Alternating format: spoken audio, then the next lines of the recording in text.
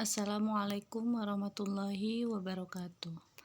Alhamdulillahirabbil alamin wa bihi nasta'inu ala umuri dunya waddin. Wassalatu wassalamu ala asrofil anbiya'i wal mursalin wa ala alihi wa sahbihi ajma'in amma ba'du.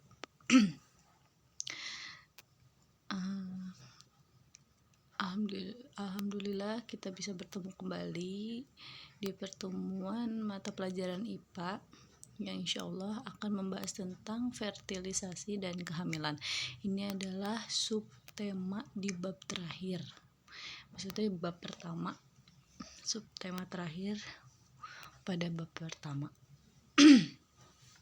Jadi fertilisasi dan kehamilan. Nah, ini adalah pengertian dari fertilisasi. Kalian harus tulis lengkap di buku tulis kalian tulis, fertilisasi adalah proses pembuahan atau fertilisasi adalah bertemunya sel telur dengan sel sperma untuk bersatu sehingga membentuk zigot lalu menjadi embrio sebagai cikal bakal janin.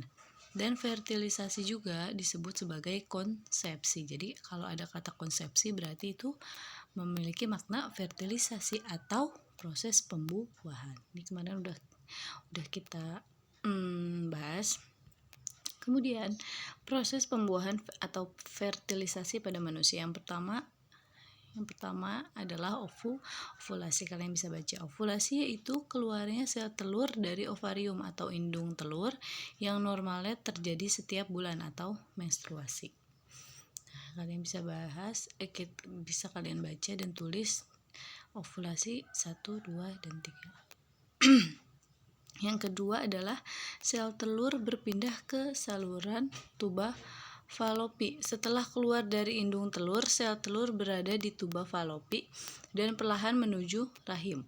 Umur sel telur di dalam tuba falopi hanya 24 jam saja, sehingga apabila tidak ada sperma yang membuahinya, maka ia akan mati dan kehamilan tidak terjadi. Nah, ini yang disebut dengan menstruasi. Ketika sel telur tidak dibuahi oleh sel sperma, dia akan menempel di dinding rahim dan berguguran. Nah, itu darah-darah menstruasi itu adalah dari sel telur.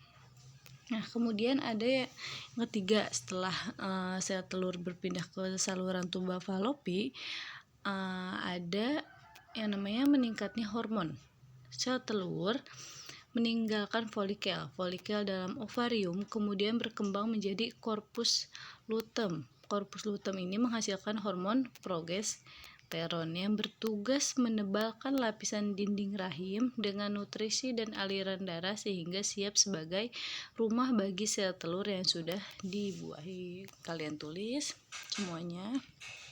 Kemudian yang keempat ada proses fertilisasi, atau proses konsepsi. Kalian baca di sini, kalau ada satu saja sperma yang berhasil sampai di saluran tuba falopi dan menerobos masuk di dalam sel telur, maka terjadilah proses pembuahan. Sel telur akan mengalami perubahan sehingga tak ada sperma lain yang dapat masuk. Nah, ketika ada satu sel sperma yang masuk ke sel telur, maka si sel telurnya itu akan otomatis menutup dan tidak bisa ada sperma yang masuk kembali. Nah, kenapa sih ada yang namanya bayi kembar? Nah, bayi kembar ini terjadi ketika sel sperma ini masuk sekaligus 2 atau 3 di waktu yang bersamaan. Nah, itu akan terjadi namanya bayi kembar. Pada saat ini jugalah gen dan jenis kelamin bayi ditentukan. Jika sperma yang mengandung kromosom Y, maka bayinya laki-laki. Sebaliknya, jika sperma yang berkromosom X, maka yang lahir nanti adalah bayi perempuan. Nih, kalian tulis. Yang kelima adalah implantasi atau perpindahan sel telur yang sudah dibuahi ke rahim yang akan membentuk zigot dan menjadi cikal bakal terjadinya atau berkembangnya janin. Nah, ini membran pelindung janin.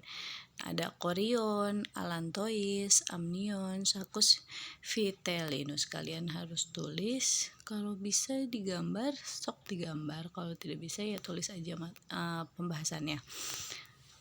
Ya, terima kasih, segitu saja untuk pertemuan kali ini. Semoga bermanfaat dan jangan lupa ditulis, dipahami, dan dipelajari untuk persiapan ulangan nanti. Oke, terima kasih. Assalamualaikum warahmatullahi wabarakatuh.